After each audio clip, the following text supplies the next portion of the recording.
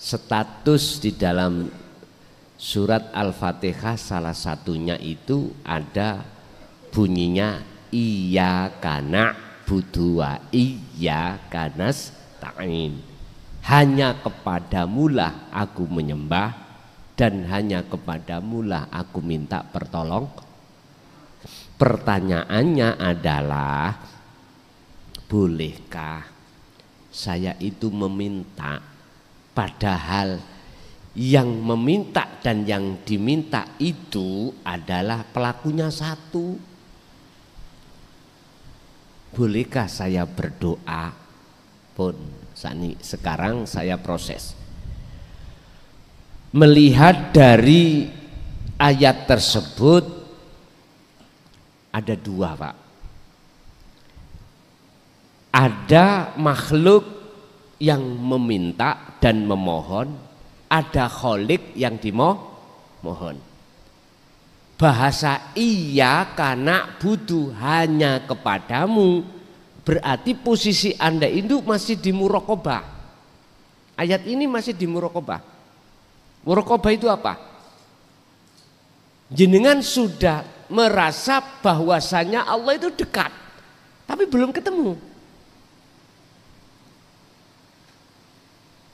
Inilah yang maksudnya ketika saat Rasulullah didatangi malaikat Jibril dan bertanya tentang mahwa al-ihsan. Setelah iman kan ihsan, Pak ya. Apa sih ihsan itu? Iman yang sudah benar. Iman yang sudah benar adalah iman di mana dalam hati sampai sudah tidak ngimani adanya selain Allah. Selain Tuhan yang bisa menolong, yang bisa bergerak, yang bisa memunculkan rasa, yang bisa macam-macam. Selain daripada engkau enggak ada. Berarti sik muraqabah. Ketika jenengan posisi muraqabah mboten napa-napa. Karena ada diri jenengan sebagai makhluk dan karena ada diri Allah sebagai Khalik. Tetapi tatkala jenengan meneruskan muraqabah ke musyahadah, maka pelakunya cuman satu, cuman tunggal pelakunya.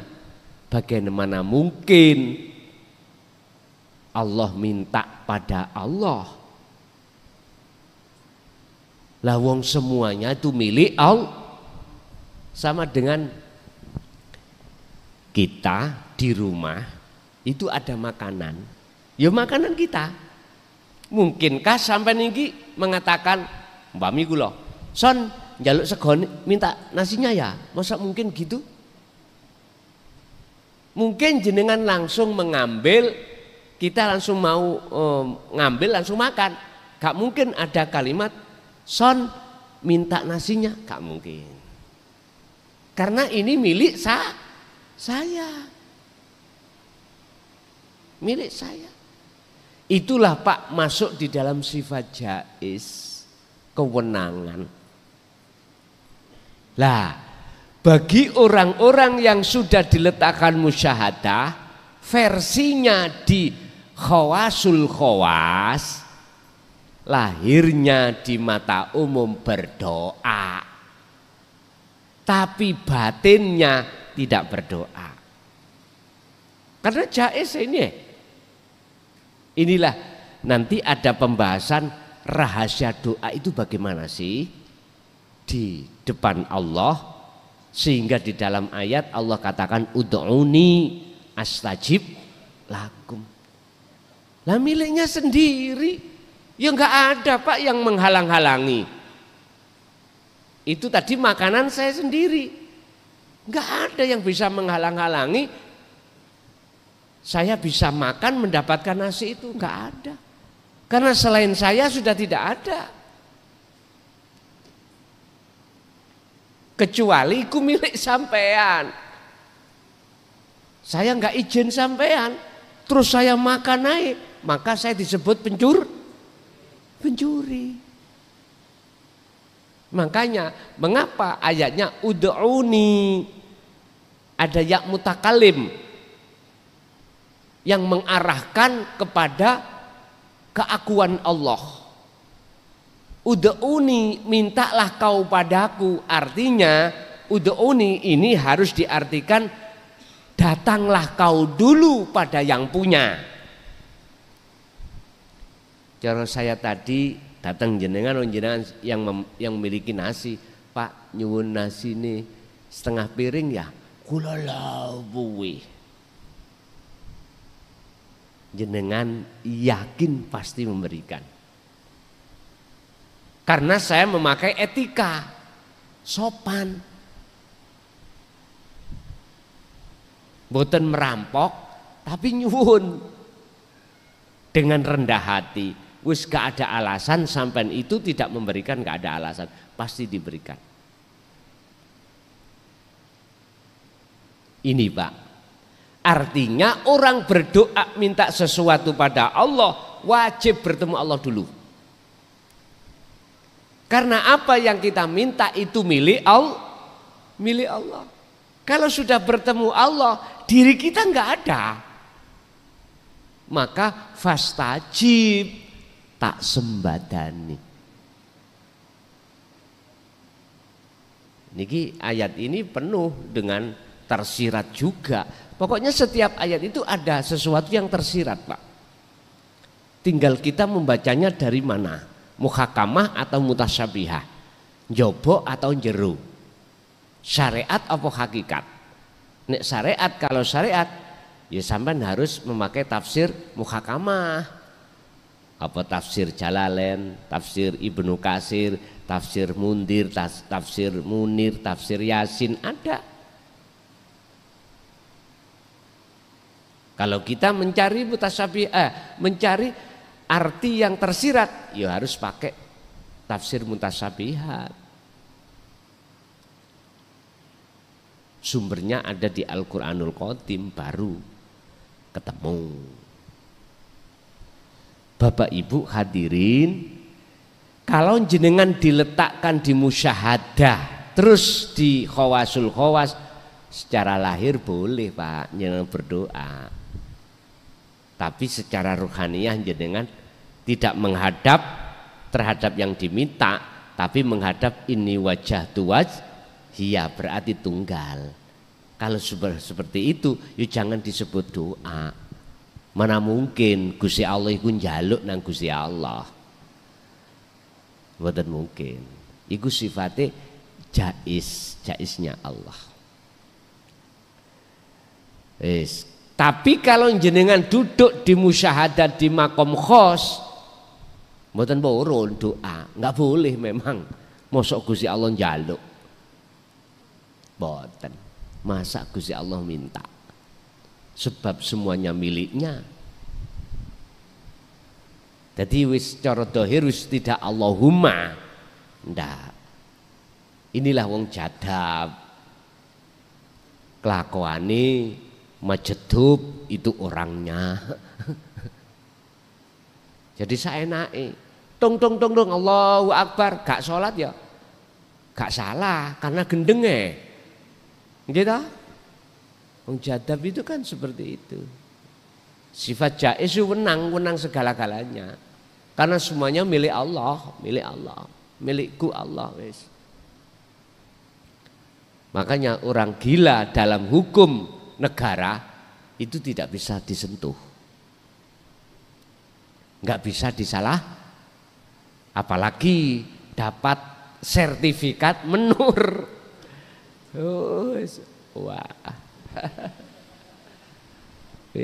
polisi nggak berani Pak nilang, nggak berani menghukum, manakala ditengarai melanggar undang-undang, nggak bisa. Di desa saya itu ada Pak, tetangga desa. Ada seseorang yang punya sertifikat menur. Orangnya sudah sedo sekarang. Punya sertifikat menur.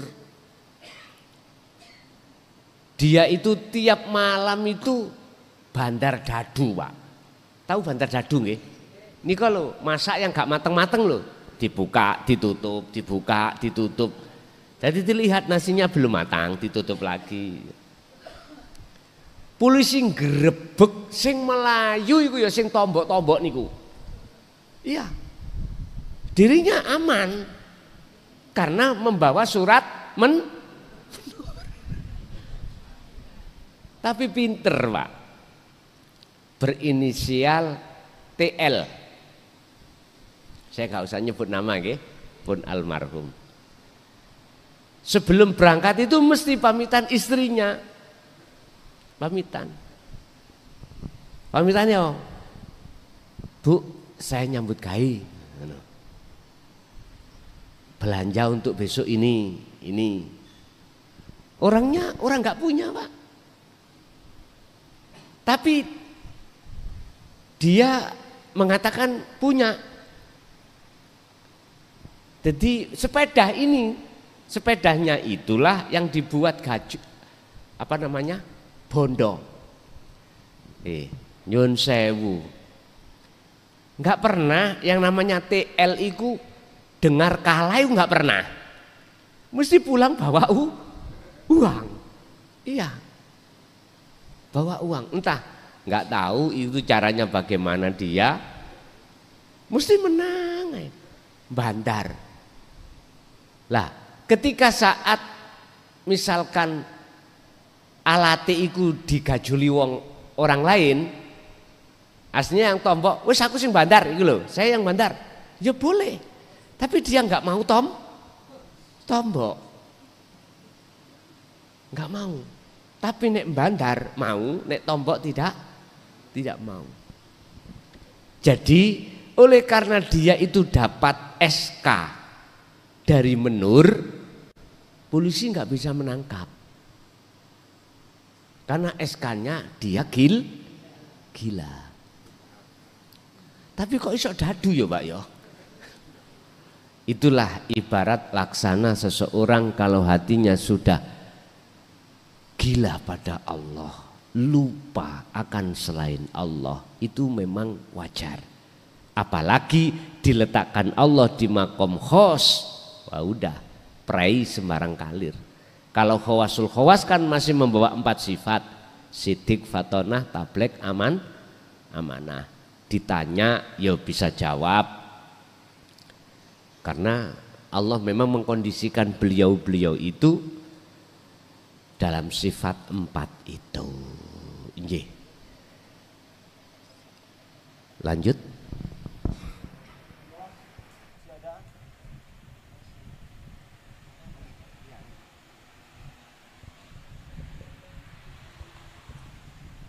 Assalamualaikum warahmatullahi wabarakatuh. Matur nuwun Gus yang selama ini telah memberikan pencerahan dan matur nuwun, alhamdulillah saya bisa hadir juga di sini. Alhamdulillah, yang saya tanyakan hanya satu, Gus. Setelah kita kholwat khusus, setelah kekosongan tadi, yang pertama terasa itu jelek masuk itu, setelah itu enggak lama, Gus. Memang keinginan saya memang kepinginnya itu lama gitu, untuk bercinta ataupun bertemu dengan Allah tadi, tapi enggak pernah lama. Yang pertama. Yang kedua, pada saat kita kosong dalam aktivitas apapun, seperti kholwat umum gitu ya, yang saya tanyakan untuk menerima petunjuk itu apakah nantinya itu ada dan bagaimana caranya, Gus? Gitu aja. Wassalamualaikum warahmatullahi wabarakatuh. Waalaikumsalam warahmatullahi wabarakatuh. Sayang sedikit sifat basariyah itu tidak bisa dibunuh, cuman lemahkan. Sayang sedikit nafsuku nggak bisa dibunuh, cuman hanya dijina. Lah matinya nafsu, matinya iblis itu menunggu hari kiamat.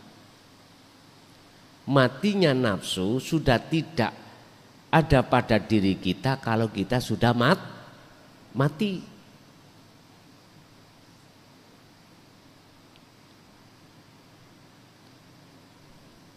Akhirnya di dalam satu ayat Allah mengatakan wa ma ubarri'u nafsi inna nafsa la amaratum bisu.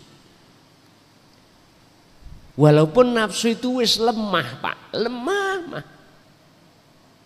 Jangan diharap, jangan dikira dia itu nggak bisa melawan.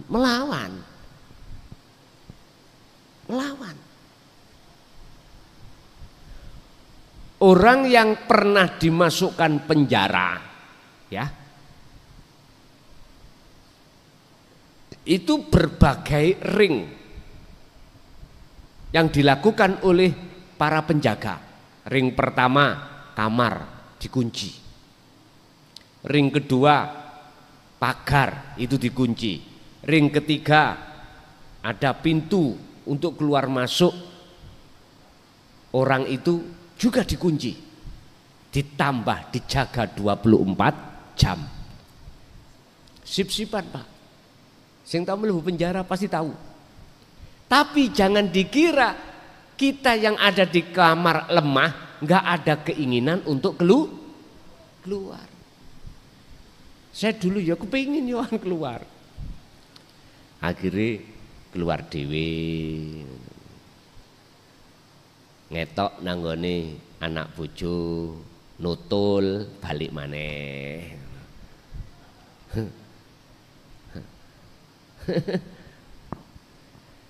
Pak, memang keinginan kita sebagai manusia pengen sing suwi, lah ngaten nggih. Pengen gendaan, pengen ketemu Allah lama. Tetapi mengapa kok diterjadikan Allah itu hanya sebentar? Itulah biar terjadi hukum basariah tadi. Yang kedua, Allah punya maksud niku. Punya maksud sendiri. Yang maksud itu kebaikan buat kita. Mengapa nafsu itu tidak dibunuh aja oleh Allah? Padahal mudah bagi Allah untuk membunuh nafsu, mudah.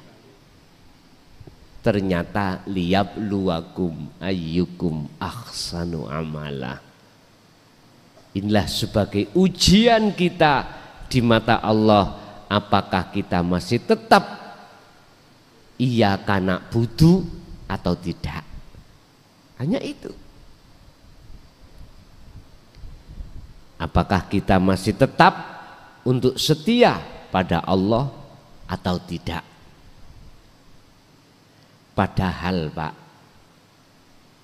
innallaha ya'lamu ma fis sudur.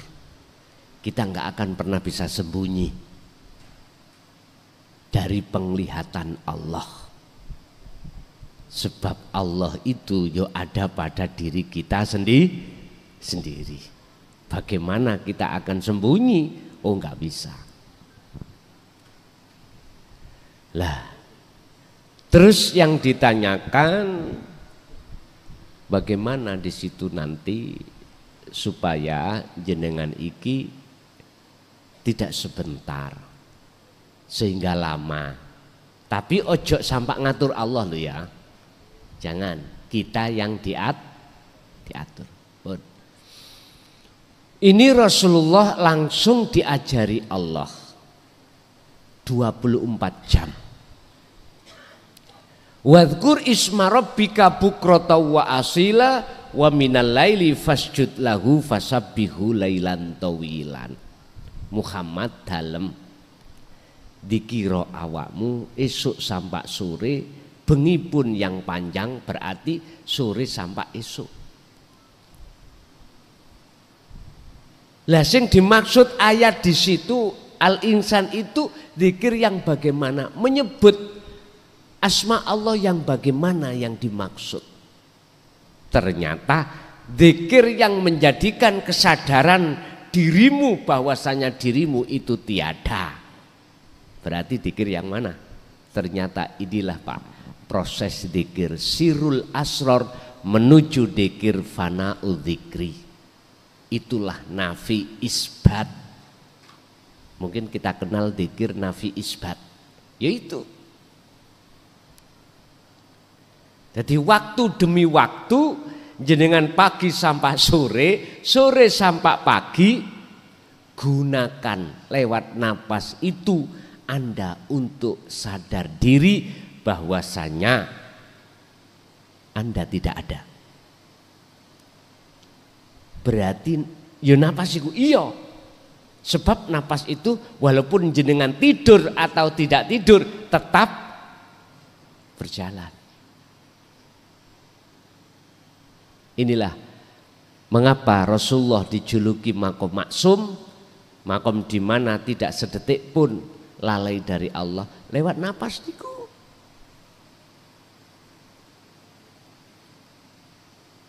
Apa bisa tah? Jasad kita kerja, jasad kita kelon, jasad kita makan, jasad kita repot, terus hati sambung pada Allah. Ini pertanyaan. Saya jawab, sejak kapan Gusti Allah gak iso yang seperti itu? Sejak kapan kita gak percaya kalau Allah itu bisa segala-galanya? Berarti jenengan tanya, tak jawab, yang jawaban saya mengandung pertanyaan.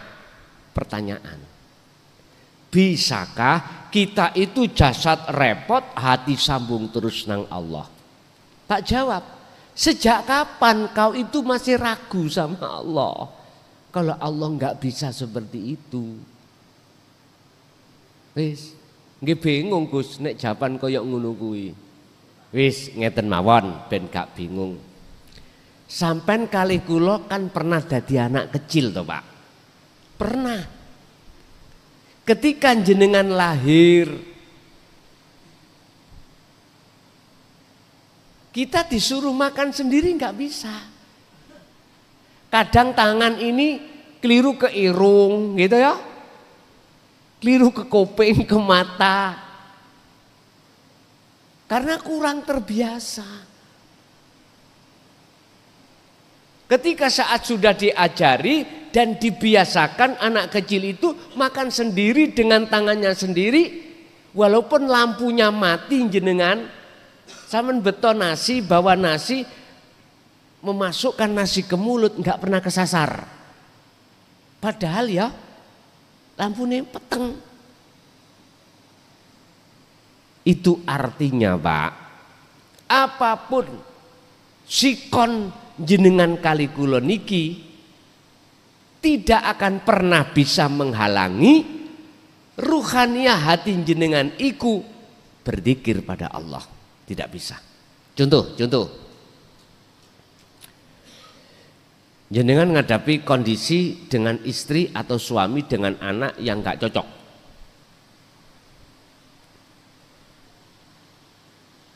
Jenengan bermodalkan yakin bahwasanya ma lakum dzarra wala naf'an, selain Allah itu tidak wujud. Berarti kalau tidak wujud tidak bisa apa-apa. Lah terus nyatanya istri, anak, suami itu kok bikin pola gawe yang gak enak. Lah jenengan ini bisa langsung tembus melihat Allahnya, maka wujudnya anak, istri, suami tidak nyata dalam pandangan hati jenengan. Mana mungkin jenengan akan bisa terhalang dengan kewujudannya anak, istri, suami, sementara ketiganya itu dalam pandangan jenengan ini sudah tidak ada. Bagaimana mungkin sesuatu itu bisa menutupi Allah? Padahal sesuatu di mata Allah itu tidak mempunyai sifat wujud. Tidak bisa Pak. Jadi hal itu bisa selalu tertancap di dalam diri jenengan. Rahasianya adalah fastaqomu, istiqomah, terus berzikir. Bahkan Syekh Ibnu Athaillah di dalam salah satu makalah mengatakan la tatruk adzikra, jangan kau tinggalkan zikir itu. Senajano walaupun li adami hudurika ma'allahi bihi, walaupun zikirmu itu tidak bisa hudur terhadap Allah, tetap itu jalankan. Sebab luweh bahaya kau lupa lalai pada Allah sebab gak zikir daripada jenengan lalai atau gak hudur sebab kau berzikir. Oleh sebab itu la tatruk, jangan kau tinggalkan adzikra terhadap zikir itu. Terus lakukan walaupun tidak bertemu, belum bisa bertemu, kok yon jenengan iki masih di muraqabah, Allah terasa dekat, terus lakukan itu. Allah sudah berjanji pasti akan ketemu. Nggih. Lanjut Ibu barangkali ada.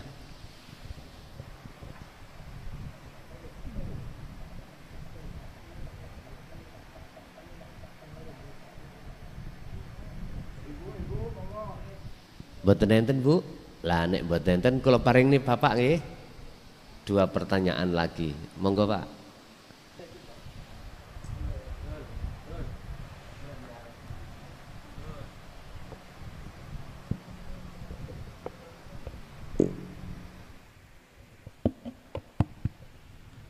Bismillahirrahmanirrahim. Assalamualaikum warahmatullahi wabarakatuh. Syukran jazilah Kiai atas pemaparannya. Tadi sedikit ada pembahasan yang menyinggung soal thariqah. Dulu kami waktu ada di pesantren pernah membaca sebuah kitab.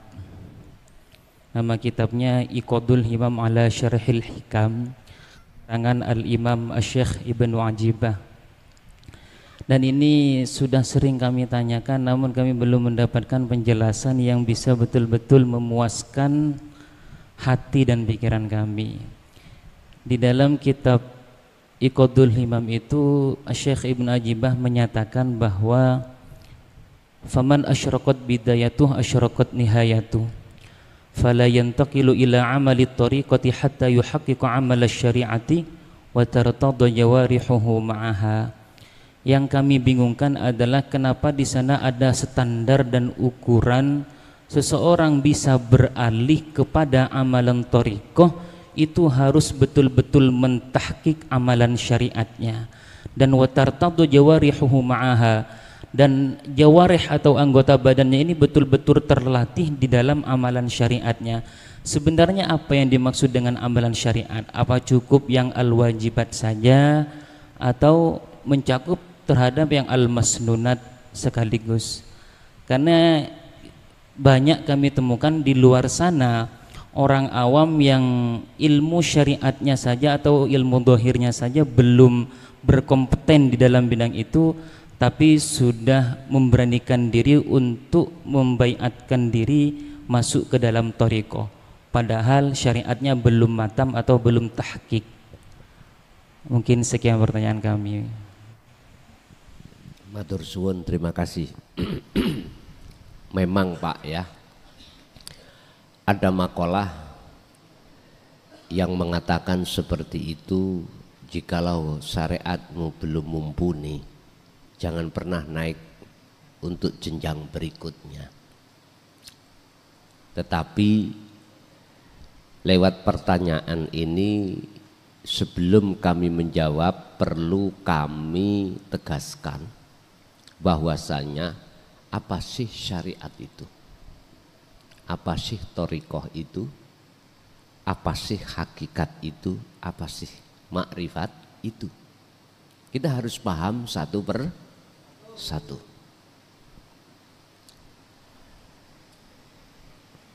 Kalau kami menerjemahkan mudah untuk dipahamkan, saya laksanakan gini, saya umpamakan gini.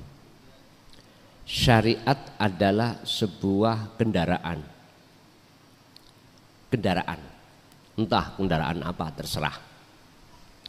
Thariqah adalah jalan.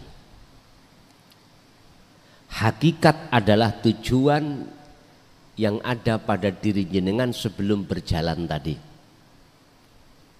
Makrifat adalah nyatane hakikat. Ketika Anda berkendara melewati jalan, mesti punya tujuan. Kemana? Oke, kita ke sebuah toko. Untuk beli apa? Beli pulpen. Sebelum datangnya syariah dan thariqah, hakikat itu sudah ada dalam diri jenengan. Tujuan Anda sudah ada. Saya ulang, sebelum datangnya syariat dan thariqah, sepeda dan jalan, dalam hati jenengan itu sudah ada tujuan untuk beli pulpen. Lah, biar nyata tujuan jenengan berkendaraan. Kalau sudah sampai tujuan, toko apa, katakanlah toko barokah. Sepeda sampai bawa masuk ke toko enggak? Jalan itu juga sampai bawa ke toko enggak? Jenengan hanya membawa tujuan. Masuk ke toko, kemudian beli pulpen. Kalau sudah dapat pulpennya, berarti itulah nyatanya hakikat disebut makrifat. Oke. Bagaimana kita itu bisa sampai pada makrifat? Syariah adalah kendaraan. Mana kendaraannya? Kendaraan sampai menuju makrifat syariat iku apa? Sebab ngene, Pak. Nyun sewu, nanti ada penjabaran tentang masalah syariat hakikat itu piye, thariqah hakikat iku piye, hakikat iku bagaimana? Mungkin itu diterangkan di dalam kitab Sirul Asrar karangan Syekh Abdul Qadir Jailani, kalau nggak salah loh ya, dan dalam kitab-kitab yang lain. Tapi yang jelas, kalau kita memandang syariat adalah sebuah ilmu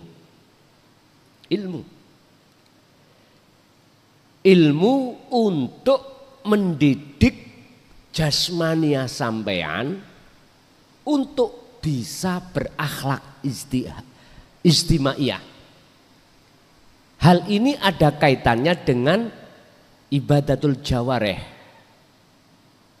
Ada kaitannya dengan ibadah yang bersifatkan zahiriyah. Sebab manusia tidak hanya jasmani, uga juga rohani. Dididiklah jasmani kita dengan hukum syariah. Kita bahas, saya tidak membahas syariat hakikat, thariqah hakikat, enggak.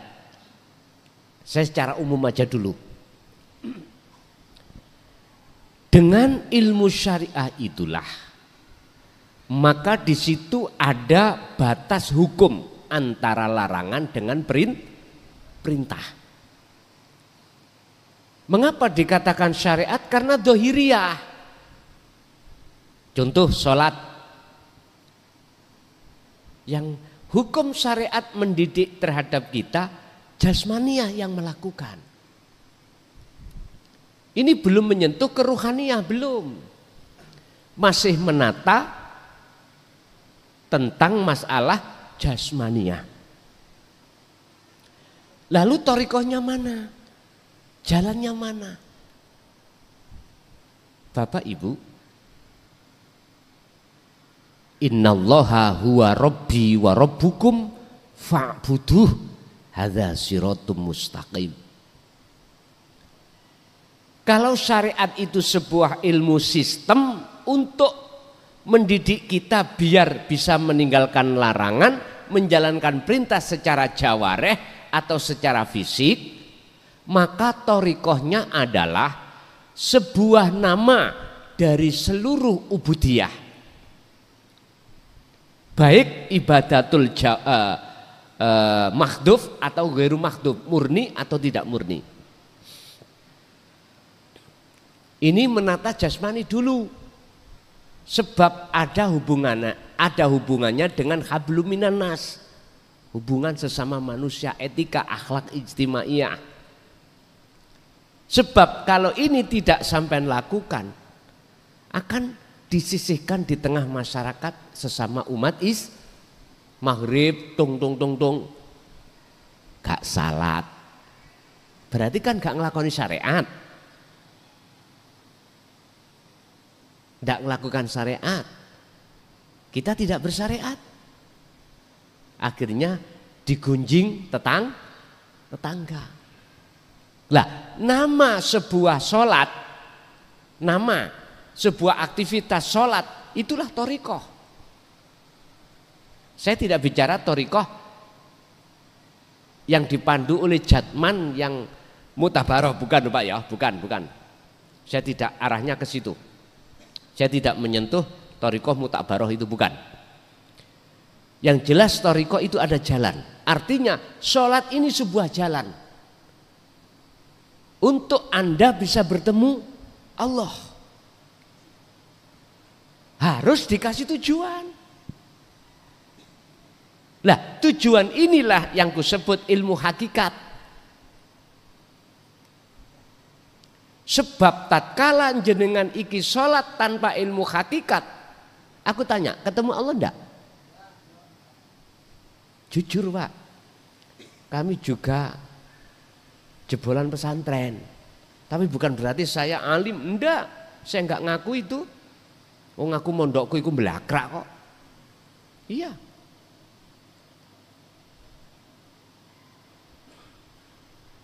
Jujur saya katakan, ketika saat saya sholat, ini wajah itu tidak wajiyah, tapi menghadap samawati wal ard. Kejujuran ini harus kuungkapkan. Pertanyaannya, sholat yang seperti ini apakah dianjurkan? Coba kita buka di dalam surah Al-An'am ayat 79.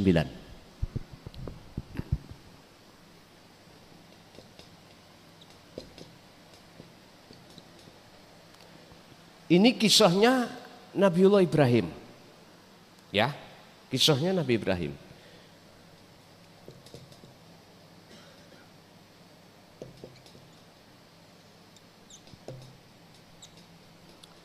Inni wajjahtu wajhiyah lilladzi fataras samawati wal ard hanifah. Terus di belakang ditutup wama ana minal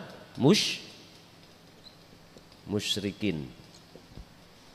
Artinya gini Pak, jikalau sholat jenengan estu menghadap wajah Allah, berarti marifat toh, karena membawa tujuan. Maka wama ana minal musyrikin, dan saya tidak termasuk golongan orang-orang yang menyekutukan. Gambarane jenengan sholat atine iki gak eling urusan donya. Ini samawat. Sekarang lewat ayat ini saya ambil mafhum mukhalafah. Artinya kebalikan daripada ayat ini.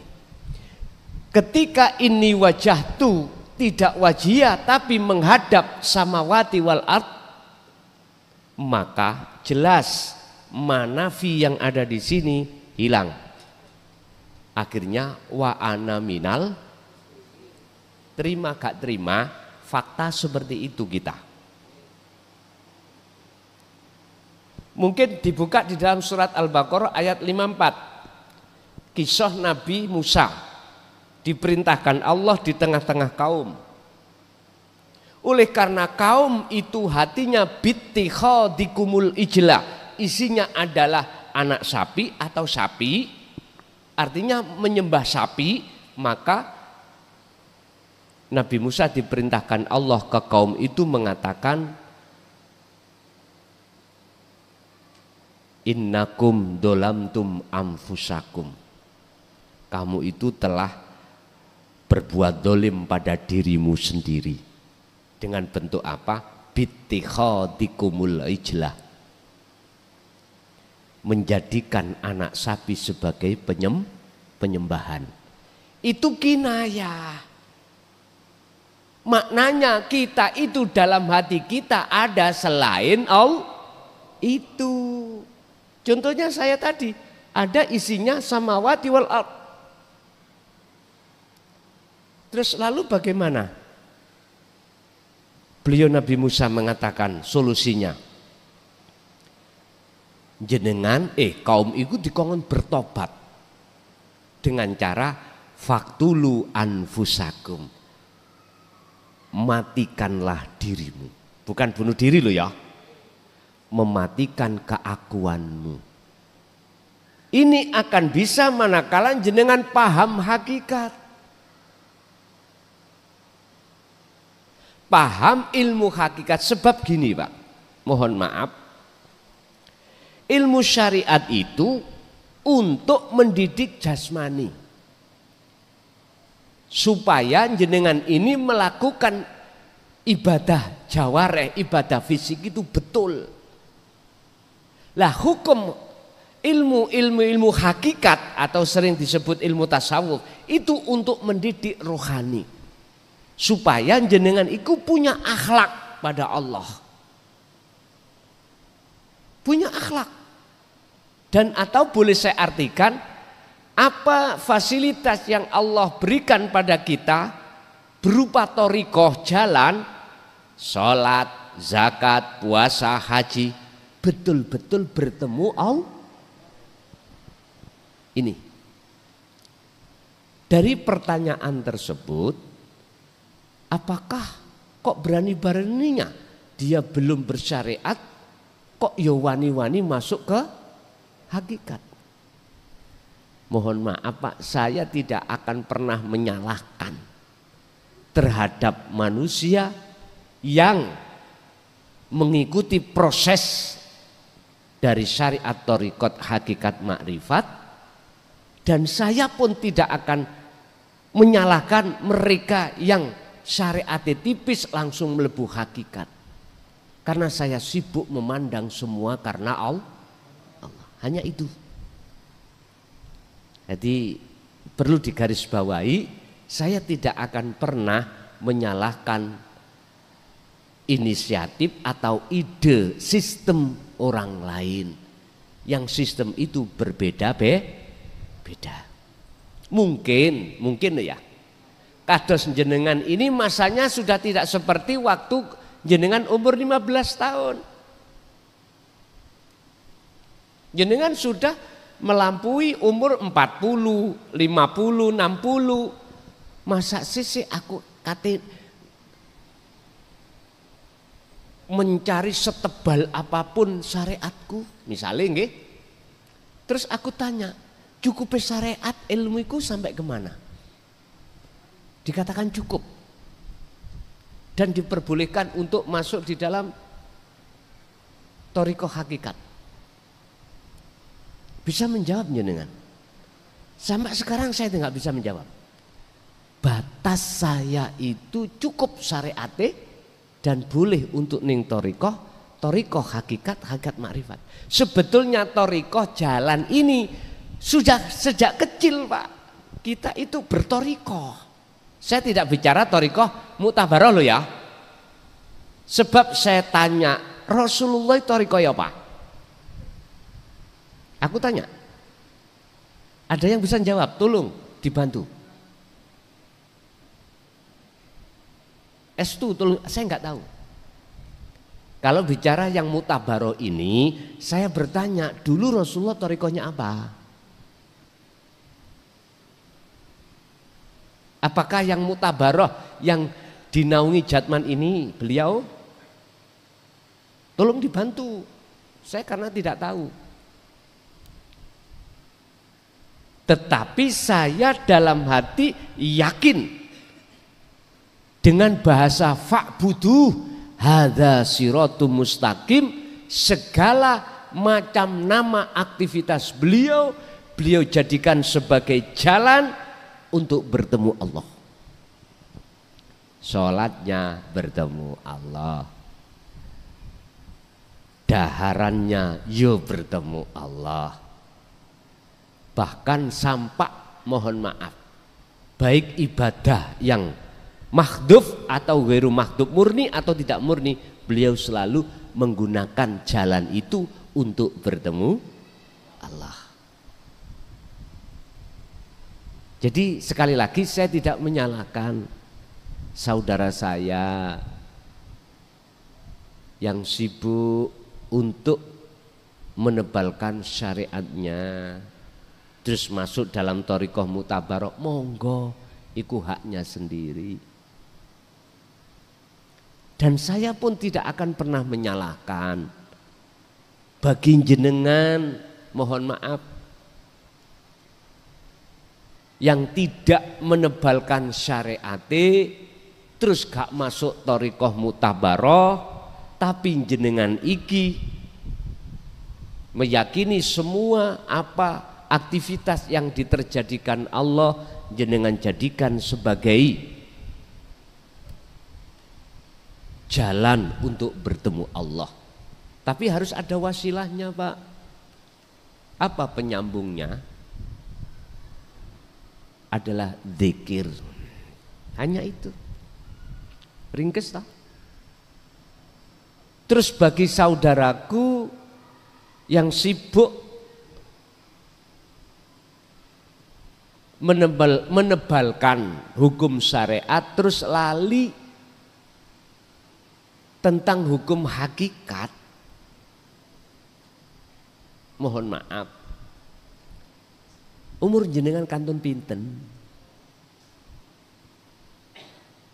Kan kita nggak tahu, Pak, nggak tahu. Sebab bagaimana maksud Allah dalam satu ayat Al-Isra ayat 27 72 ayat 72, tolong dibuka Al-Isra 72. Allah katakan mangkana fi hadhihi a'ma fahuwa fil akhirati a'ma wa adhallu sabila. Barang siapa saat di dunia hatinya masih buta pada Allah, terus meninggal di akhirat pun juga buta, wa adhallu sabila. Tolong iki yo dingen-ngen. Saya tidak mencari kebenaran, tidak membenarkan diri, enggak. Tadi sudah saya katakan, saya hormati segala saudara saya yang eksis terus dalam syariat, moh hakikat, monggo. Karena beberapa makalah sehingga beliau-beliau tidak berani untuk ke hakikat. Saya juga tidak menyalahkan bagi saudara saya syariate ora pate ono tapi wis wani masuk ning hakikat. Saya enggak berani menyalahkan. Mungkin dalam pertimbangan jenengan secara ruhaniyah umur tinggal sedilut, belum ketemu Allah, belum mengenal Allah, akhirnya dia lebih mengementingkan ibadah yang bersifatkan kolbiyah, ruhaniyah ini. Hafidhu ala sholawah wassolatil wusta wa qumu lillahi qanitin ay khosyiin. Setahu saya, Pak, ning Quran iku nek bahas sholat wajib khusyuk. Khusyuk iku harus bertemu Allah. Setahu saya loh. Makanya saya cowari ayat per ayat, ketika membahas sholat enggak pernah memakai kalimah fa'alah, mesti memakai kalimah koma, walaupun wazannya ikut wazan fa'alah. koma asluhu qawama ala waznin fa'ala. Ada apa dengan koma? Kalau boleh saya katakan, nek fa'ala adalah perilaku secara jasmani, nek koma tidak hanya jasmani tapi rohani. Mungkin ada makalah juga di dalam hikam, husnul a'mali nata iju husnil akhwal mingkol bin zahidin. Bagusnya laku dohir fisik iki ditentukan bagusnya laku keadaan rohaniah jenengan. Ruhaniyah jenengan kali kula keadaannya ada dua, mingkol bin zahidin au mingkol bin rohibin, condong pada Allah atau condong pada selain Allah. Hanya itu. Nek sumber hati ku condong pada Allah, maka mesti salate khusyuk. Nek hati condongnya pada selain Allah, mesti salate ya ngono kuwi. Loh, kejujuran ku akui, Pak. Enggak bisa saya itu mendapatkan kekhusyuan sholat ketika saat saya mohon maaf bergelut dengan syariat saja, sedangkan hakikat saya abaikan. Bagaimana mungkin saya membawa sepeda dan jalan itu tapi tidak membawa tujuan? Itu disebut apa? Saya bawa sepeda ke jalan muter-muter, ditanya, "Son, tujuanmu kemana?" "Mbo." Itu apa? Ya mungkin bahasa kula aku melakrak. Nanten. Mesti harusnya ada tujuan. Syariat adalah tumpaan ilmu untuk jasmani, thariqah adalah sebuah jalan yang telah Allah berikan berupa nama-nama seluruh aktivitas yang disebut ibadah. Apakah ibadah mahdhuf, murni atau tidak murni? Murni contoh sholat, zakat, puasa, haji, baca Quran, murni. Pertanyaannya, apakah ketika ibadah murni itu betul-betul kita bertemu Allah atau malah bertemu makhluk? Ini semuanya yang jawab diri kita masing-masing. Hakikat adalah tujuan. Tujuan ini ada maksud daripada sebuah ilmu. Yastami'unal qaula wa yattabi'una ahsanahu. Ini ketika kami mendengarkan, lalu saya beriman, lalu saya mengamalkan, maka sampailah tujuan saya. Nyatanya tujuan adalah, nyatanya hakikat adalah makrifat, bertemu Allah. Kalau sudah bertemu Allah, bukan maksudnya sirroh hamba iki sok bertemu Allah, ndak. Kefanaan selain Allah dalam diri kita, maka yang nyata adalah Allah. Itulah namanya bertemu, itulah namanya makrifat. Bingung maneh? Mungkin ada di dalam keterangan hikam itu tentang makrifat itu ngeten, Pak. La ibsorun wa mubsorun wa basorun. Enggak ada yang melihat, enggak ada yang dilihat, enggak ada mata untuk melihat. Yang ada apa? Nama-nama sudah fana itu. Gini ki. Manusia terbatas, akalnya terbatas. Nggak bisa masuk ke situ. Makanya harus dengan iman. Kalau iman bisa masuk. Jadi Pak, saya setuju dengan makalah yang panjenengan sampaikan tadi. Itu bagi kita yang waktunya masih panjang, boleh, dan itu lebih baik. Syariat yo kuat, ya toh. Terus masuk thariqah. Kalau kita bahas mutabaroh harus sanate munfasil, harus sanate sambung. Mutasil bukan munfasil, mohon maaf, mutasil harus sambung. Lah sehingga dikatakan mutabaroh itu di situ. Sanatnya itu sambung sampai kanjeng Nabi. Terserah jenengan pakai thariqah yang mana. Ini kalau kita membahas mutabaroh. Tapi saya katakan dan saya bertanya, Rasulullah pakai thariqah yang mana? Selama ini kami belum pernah ada jawaban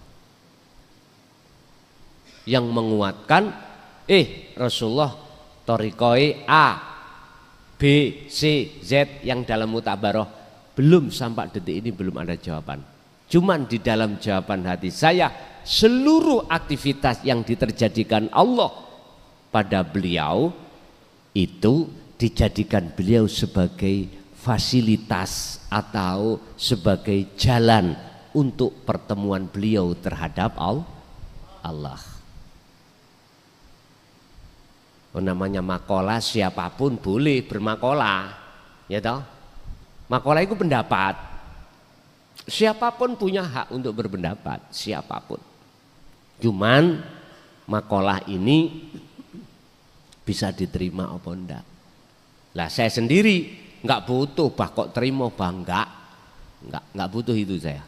Karena sifat saya tentang fafirru ilallah adalah inni lakum minhu nadhirum mubin. Misalnya itu aku. Enggak ada urusan. Setiap makalahku itu harus ada yang mau terima atau tidak, itu bukan urusan saya. Bukan urusan saya. Bukan urusan saya. Dan saya bukan ngurusin jenengan harus mengikuti ajaran ini atau makalahku, enggak. La ikraha fiddin qad tabayyana rusdu minal ghayy. Enggak ada paksaan. Bagi panjenengan beriman atau tidak itu hak jenengan. Saya statusnya hanya menyampaikan saja. Urusan percaya gak percaya itu tergantung umat masing-masing. Rasulullah pernah ditegur Allah, Muhammad, jangan pernah kau memaksa terhadap umatmu untuk beriman seperti kamu. Sifat kamu hanya menyampaikan aja. Oleh sebab itu jangan sakit hati kau bila mana ada umatmu yang menolak, bahkan mencaci apa yang kau sampaikan, jangan. Lah ini bisa Pak ati mboten ganjel manakala kita tidak memandang makhluk tapi memandang Allahnya. Sebab sudah jelas manusia sifatnya itu la haula walaku, tidak punya daya upaya untuk berbicara, melihat, mendengar, apalagi merasa ngerti, merasa alim, merasa pinter, merasa mulia, merasa nggak ada. Walaku wata, kekuatan apapun nggak bisa. Tapi semuanya itu manakala terjadi semata-mata illa bil. Loh jelas toh? Wa malak Allahu khalaqakum wa ma ta'malun. Kesimpulannya Pak, itu tergantung makom kita masing-masing. Kalau kita masih di makom yo harus tebal. Syariate harus. Makom lo ya.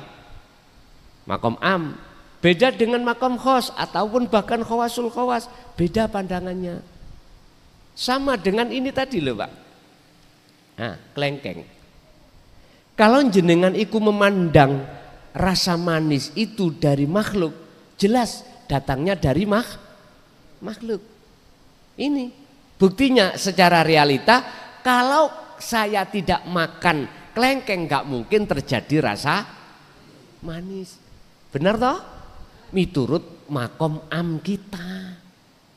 Tapi kita tidak sadar pandangan makom khos atau khawasul khawas. Makom khos atau khawasul khawas itu memandang Allahnya.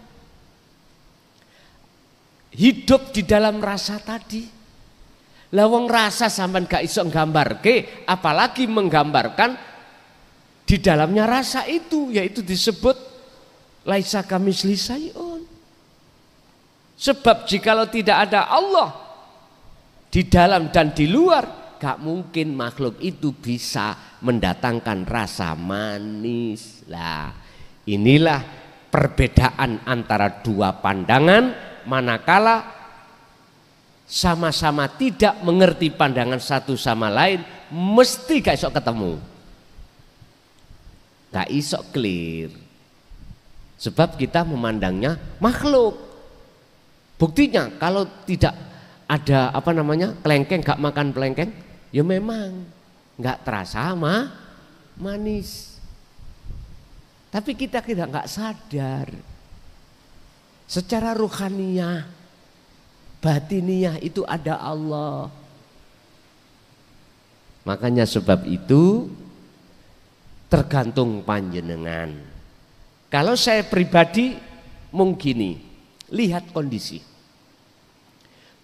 sampean iki sampun sepuh-sepuh, sampun tua. Kapan meninggal yo nggak tahu. Kapan meninggal kita nggak tahu. Apakah nunggu harus tua? Belum tentu. Apakah harus sakit? Belum tentu. Idza jaa ajaluhum la yastakhiruna sa'ah wala yastaqdimun. Kalau itu sudah datang maka tidak bisa dimajukan, tidak bisa dimundur. Kalau jenengan mempunyai pertimbangan, umur ini kapan habisnya, terus untuk menjelang kematian, syariat sampean saonoe, tipis-tipis ritek, tipis-tipis, monggo. Fokuskan hakikat sampean ke makrifat. Ini kalau saya. Tapi bukan berarti saya menyalahkan mereka bergelut terus di dalam hukum syariat. Ndak. Haknya orang itu masing-masing. Saged dipaham nggih?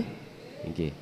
Jadi kami di sini sifatnya tidak mencari pembenaran, tapi saya hormati atas semua apa makom di dalam diri seorang manusia. Sebab tentang masalah dzikir nanti ada keterangan di hikam. Orang berzikir itu ada 4 makom. Ono dzikir tapi atine lali nang Allah. Lesani ngucap atine lali. Nomor 2, ada orang berzikir itu mau hatinya berzikir tapi dia lalai terhadap Allahnya. Lesan dia berzikir tapi hati lalai. Kedua, hati zikir, hati lalai Allah. Yang ketiga adalah orang berzikir tapi merasa Allah itu sudah dekat. Yang terakhir ada orang berzikir sudah kefanaan selain Allah. Cocok pas syariat, thariqat, hakikat, makrifat. La ilaha illallah, la ilaha illa huwa, la ilaha illa anta, la ilaha illa ana. Nggih. Mungkin dilanjut.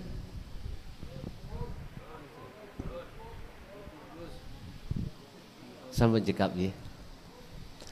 Nggih, Bapak Ibu hadirin jamaah rahimakumullah, itu apa yang telah diberikan Allah beberapa ilmu pengetahuan.